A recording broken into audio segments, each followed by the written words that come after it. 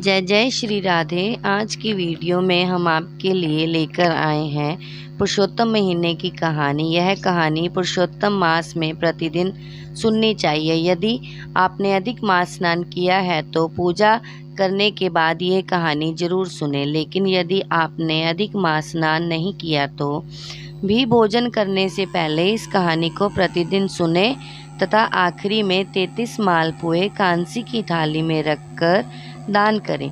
इतना सा कर लेने पर भी अधिक मास स्नान का फल मिलता है। तो आइए सुनते हैं पुरुषोत्तम मास यानी अधिक मास की कहानी। एक राजा था, उसके 2 रानियां थी, एक सुहागन दूसरी दुहागन। एक राजा एक रानी को बहुत प्यार करता था तथा उसे महलों में रखता था, और दूसरी रानी से ना ही वह बोलता और ना ही प्यार करता था। वह रानी महल के नीचे बने कमरे में रहती थी। बड़ी रानी सोचती थी कि राजा ने दूसरी शादी कर ली है तो मेरा मान सम्मान कम हो जाएगा। इसीलिए बड़ी रानी छोटी रानी के विरुद्ध राजा को भड़काती रहती थी। तो राजा ने छोटी रानी को महल से निकाल दिया। अब बड़ी रानी बड़ी खुश रहती थी। छोटी रानी हमेशा पाठ पूजा, सत्संग, कीर्तन, व्रत, उपवास तथा कथा आदि धार्मिक कार्य करती रहती थी। लेकिन बड़ी रानी सोचती थी कि वह राजा को वश में करने के लिए वह सब करती होगी, इसीलिए वह बहुत चिढ़ती थी। लेकिन राजा को इस बात की जरा भी खबर नहीं लगने देती थी और उसके विपरीत बातें करती रहती थी। एक बार छोटी रानी रोजाना की तरह अधिक मास स्नान कर रही थी।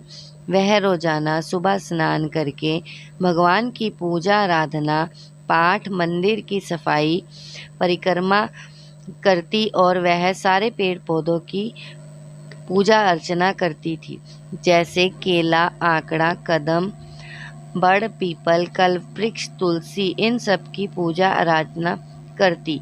वह इन सब की परिक्रमा करती थी। ये सब पेड़ पौधे गांव के बाहर लग रहे थे। वह बड़ी जल्दी सुबह उठ करके इन सब की पूजा करती थी। एक दिन उनको बड़ी रानी ने देख लिया और उनसे राजा से बोलकर वन के सारे पेड़ पौधों को काटने को कहा। उस समय वैसाख का माह चल रहा था। धूप तेज लगती थी, गर्मी का भी मौसम था। तब राजा ने कहा रानी से, ऐसे मौसम में जीव जंतुओं को रहने के लिए पेड़ पौधे जरूरी हैं। वह कहाँ रहेंगे? रास्ते चलते इंसान कहाँ रहेंगे? विश्राम कहाँ करेंगे? तो रानी ने जिद की और राजा ने ना विचारे स्वयं पेड़ पौधे कटवा दिए। अब सब जीव जंतु परेशान हो गए और छोटी रानी भी परेशान हो गई। वह उस समय उस जगह को छोड़कर कहीं पेड़ पौधों की खोज में चली गई। वह सोच रही थी कि कहीं दूर आकड़े का पेड़ दिख जाए तो जंगल में वह उसे सींच कर आंकड़े की पूजा अर्चना कर लूँगी और परिक्रमा भी कर लूँगी। वह सोचती सोचती कहीं दूर निकल गई और विष्णु भगवान ने उसकी सुन ली। उसे दूर एक छोटी सी झोपड़ी दिखी जिसके पास आंकड़े का बड़ा पेड़ था। वह पास में गंगा की एक धारा बह रही थी। वह यह सब देखकर खुश हो गई और सोचने लगी कि बड़े से महल में अकेली रहती थी, यहाँ रह लेती हूँ। सुबह पाठ पूजा करके खाना खा लूँगी। उसने सुबह गंगा की धारा में स्नान किया और 33 मालपुए आंकड़े पर चढ़ाए। पूजा करके उसने परिक्रमा भी की। वह खुश हुई कि पुरुषोत्तम भगवान ने अच्छा पेड़ दिखा दिया। वह वहीं रहने लगी। कुछ दिनों बाद राजा शिकार पर गए और अपने साथ नौकर को ले गए। राजा शिकार खेलते खेलते बहुत दूर निकल गए। वह थक गए थे। कहीं भी छाया ना दिखी और ना ही पानी मिला। वह परेशान होकर सोचने लगे कि बाकी जीव जंतु का क्या हाल होगा। वह दुखी हो रहे थे कि नौकर से कहा कि कहीं देखो 2 घुट पानी मिल जाए, कहीं छाया मिल जाए तो अच्छा है, नहीं तो जान निकल जाएगी। नौकर ने दूर तक नज़रें फैलाई तो वहीं रानी की झोंपड़ी दिखी।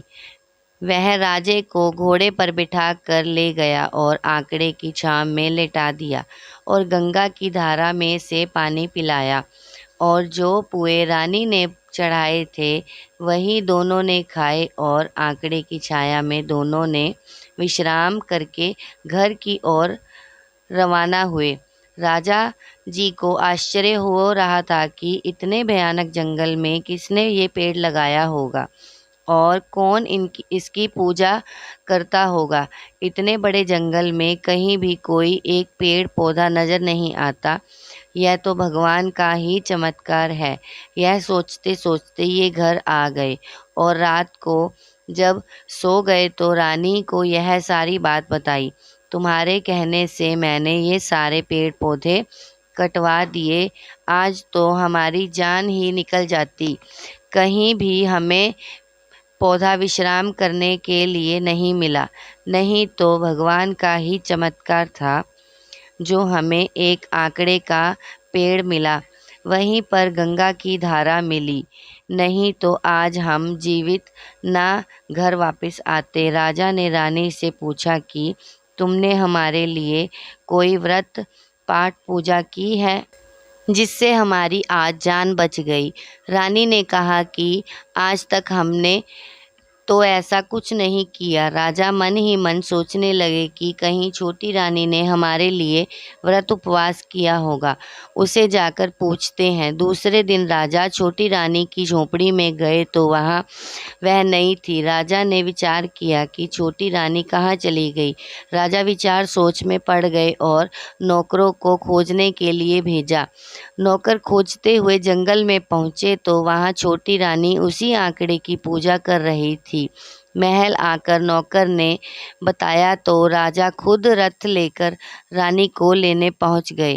राजा ने जाते ही पाँव पकड़ लिए और कहा कि हमारी गलती को आप माफ़ करो और घर चलो। रानी ने राजा को कहा कि आप क्या कर रहे हैं। राजा ने कहा हम तो आपकी वजह से ही जिंदा खड़े हैं, हम तो मर ही जाते। राजा ने रानी को सारी बात बताई और पहले के अत्याचारों की माफ़ी मांगी। राजा रानी को महल वापस लेकर आए और पूरी नगरी में जय जयकार हो गई। राजा ने रानी को महल लाते ही बड़ी रानी को देश निकाला कर दिया। तुम खुद तो बुरी थी और हमें भी बुरा बना दिया, ऐसा राजा ने रानी से कहा। आज तक हम तुम्हें अच्छा समझते थे और तुम बुरी निकली। राजा छोटी रानी के साथ खुशी खुशी महल में रहने लगे और 9वें महीने में सुंदर सा राजकुमार हुआ। राजा रानी खुशी खुशी महल में रहने लगे। देशवासी भी खुश रहने लगे और राजा ने वापस से पेड़ पौधे लगाए, जगह जगह धर्मशाला, कुआं, बावड़ी बनवाई और पानी की व्यवस्था करवाई और आने वाले अधिक मास में जोड़े से पूजा की और व्रत उपवास किया और पुरुषोत्तम भगवान की पूजा अर्चना करी और आराधना अध्यापन सब किया। ब्राह्मण भोज भी करवाया और सोना चांदी वस्त्र आभूषण धन अन्न गऊ सब दान दिया और कहा कि हे पुरुषोत्तम भगवान, जैसे राजा की जान बचाई और रानी को वापस सामान दिलवाया और पुत्र दिया, वैसे ही सबकी मनोकामनाएं पूरी करना। कहताने सुताने हुकारा बरताने सारे परिवार की रक्षा करना। जय श्री राधे।